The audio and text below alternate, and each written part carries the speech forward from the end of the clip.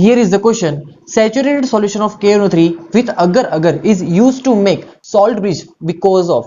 Okay आपको यहाँ पर ये बताना है कि सॉल्ट ब्रिज के अंदर आपने अगर के साथ KNO3 का सॉल्यूशन पेस्ट क्यों बनाया है।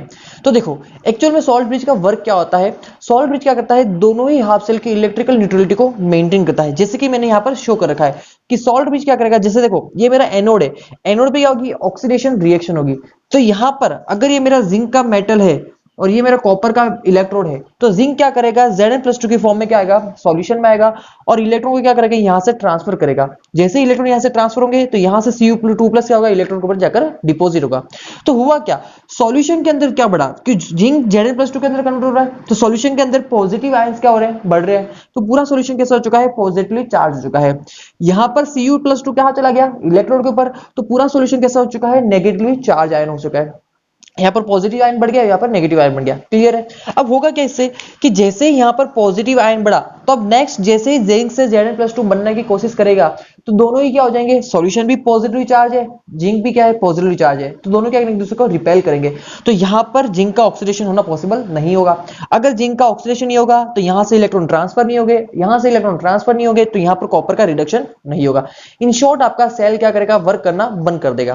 तो सॉल्ट ब्रिज क्या करता है, यहाँ पर इलेक्ट्रिकल न्यूट्रलिटी को मेंटेन करता है। कैसे, अगर यहाँ पर पॉजिटिव आयंस बढ़ गए हैं तो यहाँ पर क्या देगा, वो नेगेटिवली चार्ज आयंस देगा, और यहाँ पर नेगेटिवली चार्ज चार्ज बढ़ गया है तो यहाँ पर क्या देगा, पॉजिटिवली चार्ज आयंस ये प्रोवाइड करेगा।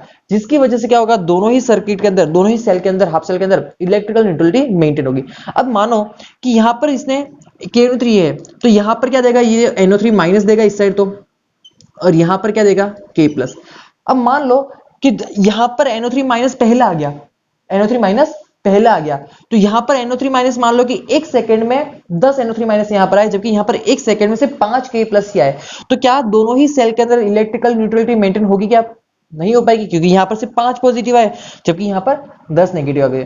तो वापस क्या होगी, इलेक्ट्रिकल न्यूट्रलिटी मेंटेन नहीं हो पाएगी। इसलिए जो भी आप सॉल्ट ले रहे हो, जो भी इलेक्ट्रोलाइट ले रहे हो, वो ऐसा होना चाहिए कि दोनों ही आयंस की जो वेलोसिटी है वो क्या होनी चाहिए, सेम होनी चाहिए।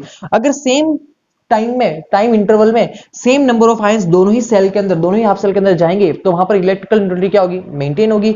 इसलिए हमें याद रखना है कि जो भी इलेक्ट्रोलाइट होगा उनकी वेलोसिटी क्या होनी चाहिए, ऑलमोस्ट सेम होनी चाहिए। तो चेक कर लीजिए यहां पर option number C, velocity of K+ and NO3- are nearly same, then option number C is your correct